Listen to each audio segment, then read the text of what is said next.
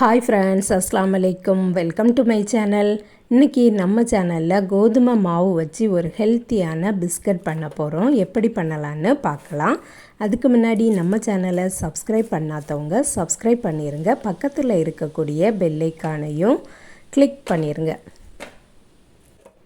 வீட்டில் திரிச்ச கோதுமை மாவு வச்சு செய்த ஹெல்த்தியான பிஸ்கட் இது. நீங்களும் இதே மாதிரியே ட்ரை பண்ணி பாருங்கள். வீடியோக்குள்ளே போகலாம். ஃபஸ்ட்டு ஒரு பவுல் எடுத்துகிட்டு அதில் 50 கிராம் ரூம் டெம்பரேச்சரில் இருக்கக்கூடிய பட்டர் எடுத்திருக்கேன். அரை கப்பு பொடித்த சர்க்கரை எடுத்திருக்கேன். இந்த சர்க்கரைக்கு பதில் நீங்கள் நாட்டு சர்க்கரை வேணால் கூட ட்ரை பண்ணலாம். பட்டர் ரூம் டெம்பரேச்சரில் இருந்தால் தான் நல்லா மிக்ஸ் பண்ணுறதுக்கு கரெக்டாகிட்டு வரும். பட்டர் போட்டு பண்ணினா தான் இந்த பிஸ்கட் நல்லாயிருக்கும். இதுக்கு பதில் நெய் வேணா கூட ஊற்றிக்கிடலாம். எண்ணெயெலாம் ஊற்றிடக்கூடாது. கடைகளில் டால்டா சேர்ப்பாங்க. நம்ம வீட்டில் செய்கிறதுனால ஹெல்த்தியாட்டு இருக்கட்டுமே அப்படின்ட்டு பட்டர் சேர்த்துருக்கோம்.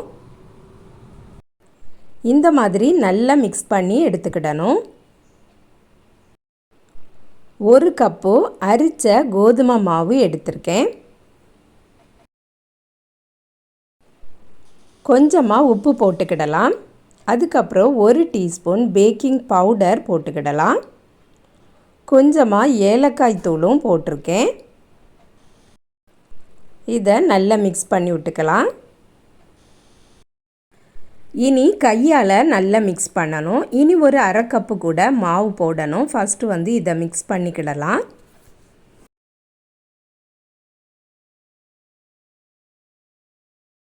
மாவை பார்த்திங்கனாலே தெரியும், நல்ல ஈரப்பதமாக இருக்குது. இன்னும் ஒரு அரை கப்பு கூட மாவு போடலாம்.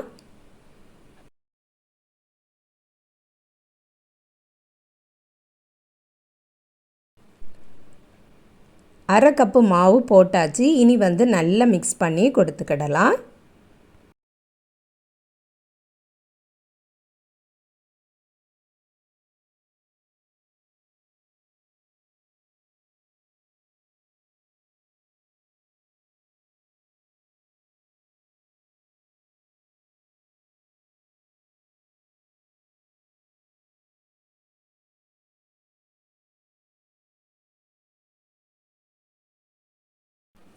மாவு நல்லா மிக்ஸ் ஆகணும். இந்த மாதிரி பிடிச்சு பார்த்தாலே தெரியும் கரெக்டாட்டு இருக்குது. இனி கொஞ்சமாக பால் ஊற்றி நம்ம மிக்ஸ் பண்ணணும்.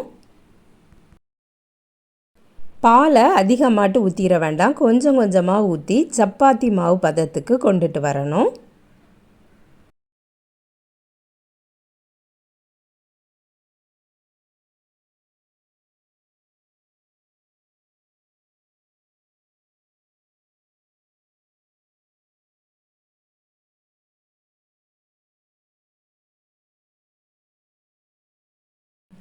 நல்லா அழுத்தி பிசையணும் அப்படின்னு தேவையில்லை. மாவு நல்லா உருண்டு வந்தால் போதும்.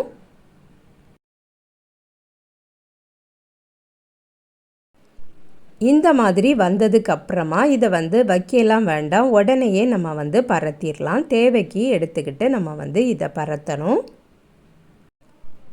ஒரு பட்டர் ஷீட் போட்டு பரத்தினீங்கன்னா ஈஸியாட்டு இருக்கும்.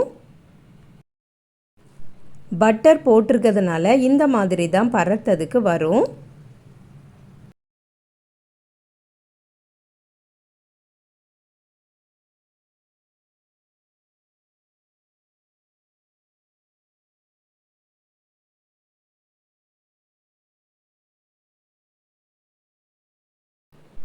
இந்த மாதிரி பரத்துனதுக்கு அப்புறமா ஒரு சின்ன மூடியை வச்சு நம்ம கட் பண்ணி எடுத்துக்கலாம். மீதமாக இருக்கக்கூடிய மாவையும் இதே போலவே பரத்தி எடுக்கணும். ரொம்ப நைஸாட்டு இருக்கக்கூடாது. சப்பாத்தி மாவு நம்ம எப்படி பரத்துவோமோ அதில் இருந்தும் கொஞ்சம் திக்காட்டி இருந்தால் போதும். இதே மாதிரியே மீதி இருக்கக்கூடிய மாவு எல்லாத்தையுமே பரத்திடலாம். எல்லாத்தையும் பரத்தியாச்சு. ஒரு ட்ரெயில் தான் வச்சுருக்கேன். அதுக்கு கீழே பட்டர் ஷீட் போட்டு வச்சுருக்கேன். நான் இன்றைக்கி ஓவனில் தான் வைக்க போகிறேன். அதனால தான் நான் இப்படி வச்சுருக்கேன். மீதி இருக்கக்கூடிய இதையும் இனி ஒரு ட்ரெயில் பரத்தி வச்சுருக்கேன்.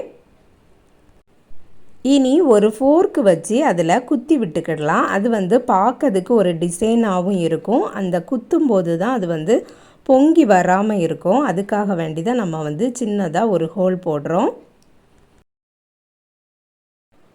ஓவனை ஒரு 10 நிமிஷம் ப்ரீஹீட் பண்ணி வச்சுருக்கேன்.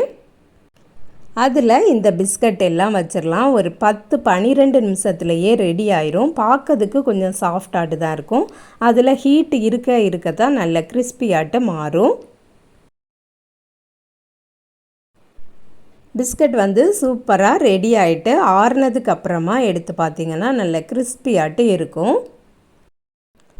வீட்டில் இருக்கக்கூடிய கோதுமை மாவு வச்சு நல்ல ஹெல்த்தியான பிஸ்கட் செய்தாச்சு. நல்ல டேஸ்ட்டாகவும் இருக்கும். பட்டர் போட்டிருக்கிறதுனால நல்ல சாஃப்டாகவும் இருக்கும். நீங்களும் ட்ரை பண்ணி பாருங்கள். இதை செய்து ஒரு டப்பாவில் போட்டுட்டோம்னா ஒரு 2 வாரம் வரைக்கும் அப்படியே இருக்கும். அந்த சத்தத்தை பார்த்தாலே தெரியுது நல்ல கிறிஸ்பியாட்டு இருக்கும். உடைச்சி காட்டுறேன் பாருங்கள். நல்ல டேஸ்டியான பிஸ்கட் இது. நீங்களும் ட்ரை பண்ணி பாருங்கள் ஃப்ரெண்ட்ஸ். இந்த வீடியோ பிடிச்சிருந்தா லைக் பண்ணுங்கள், ஷேர் பண்ணுங்கள். நம்ம சேனலை இது வரைக்கும் சப்ஸ்கிரைப் பண்ணலைன்னா சப்ஸ்கிரைப் பண்ணிடுங்க. நெக்ஸ்ட் வீடியோவில் வேறு ஒரு ரெசிபியில் சந்திக்கிறேன். அஸ்ஸலாமு அலைக்கும்.